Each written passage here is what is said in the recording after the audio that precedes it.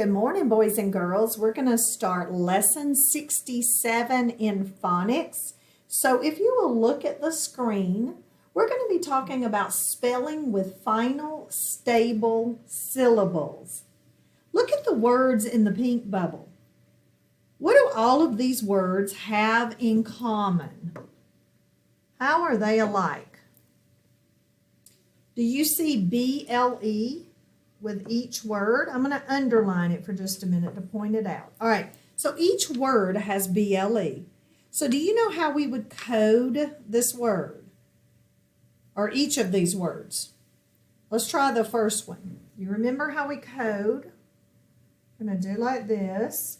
Let me back up a minute. I'm going to take away the underline so I can code it. All right, we're going to do like this. Okay? So we're going to put a bracket around the word. We are going to code it with a short U sound. Cross out that E and accent the first syllable. Who can read this word? Bubble. Bubble. That is correct.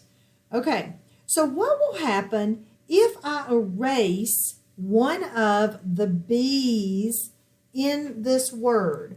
So I'm going to write it beside it with just one B. Okay, are you ready?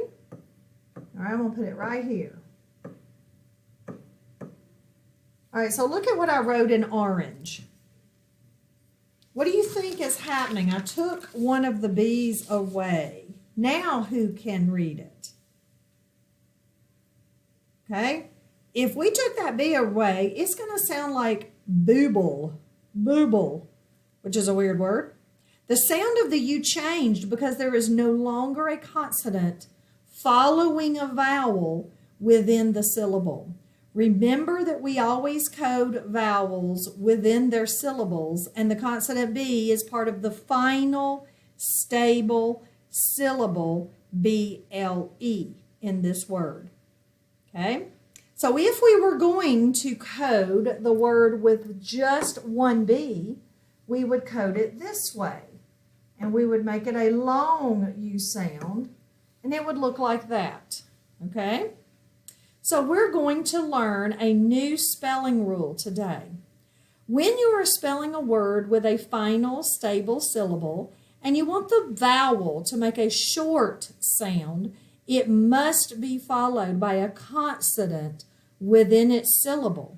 Therefore, double the first letter of the final stable syllable, because final stable syllables always begin with consonants.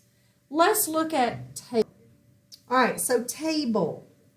If you will notice, there is one B. How do you think we'll code this word? I helped you out just a little bit there. All right, so we're going to make this a macron over here. Table. And we do not hear that E. So this word reads table with a long E sound. What do you think will happen if I add an extra B to this word? What do you think is going to happen? How will it sound? All right, I'm going to do that in orange. So I'm going to point down here, and I'm going to write table with an extra B. How would you code this word? Do you know? All right, we're going to work on it. Let's see. I'm going to change colors so we can see. All right, we're going to we got the two syllables here. Cross out. Oh, goodness. We have a short A sound because we doubled that B, didn't we? Remember that A can only make a long sound in an open, accented syllable. Okay? There is one exception to this spelling rule.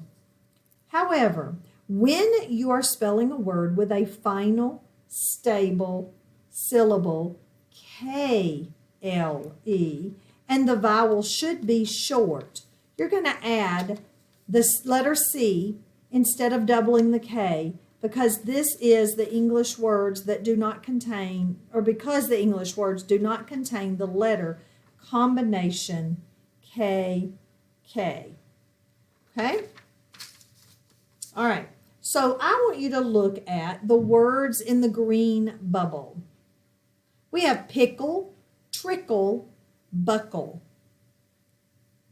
These words, again, are pickle, trickle, buckle.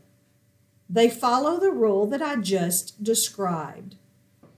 Okay, so now I want you to go back to stumble, and let's look at how we would code stumble.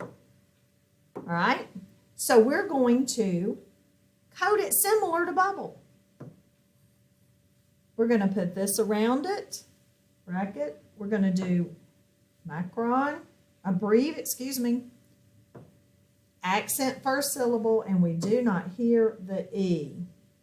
All right, here's what I'd like for you to do. I want you to grab your worksheet, 67, and we're going to work on it together. Okay, if you will turn your worksheet to the same side I have, it will say, what are termites, or begin the story with termites. All right, let's read it together. Termites are insects that like to eat damp wood or wood that is a little wet. Termites can eat wood until it crumbles. If they eat wood on a house for a long time, they can make the house tumble down. People kill termites with bug sprays to save their houses. Okay, let's look at question number 1. Number 1 says, what are termites? So we want to go back into our story, and let's underline and find some of our important details.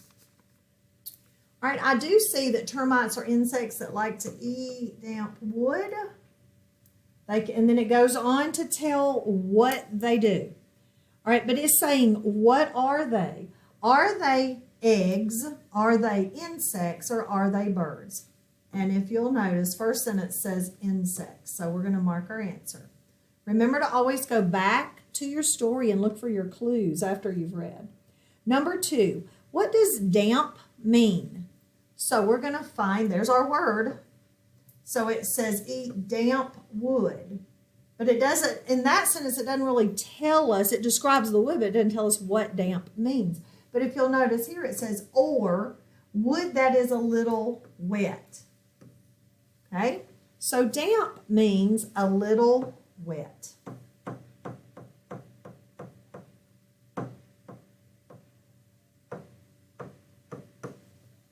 Number 3. A good title for this would be what? And this is going to be up to you to put. So think about what it's mostly about, and that is going to probably be a good title. If it's not talking about elephants, I don't think I'd put elephants in my title. But it does talk a lot about termites. So you could just put termites. All about termites. Number 4. Why do people kill termites? Why do they kill termites? And if you will look in the last sentence, it's talking about people kill termites with bug spray to save their houses. To save their houses. And the last sentence or question, what do people use to kill termites? And it says that again right here. Bug spray. So let's look at that as a choice. Look to see. Hammers, slingshots, bug spray. There it is. Okay, guys, we are finished. So when you are complete filling in these answers, turn it over, work on it on your own, and turn it into your teacher. Have a great day.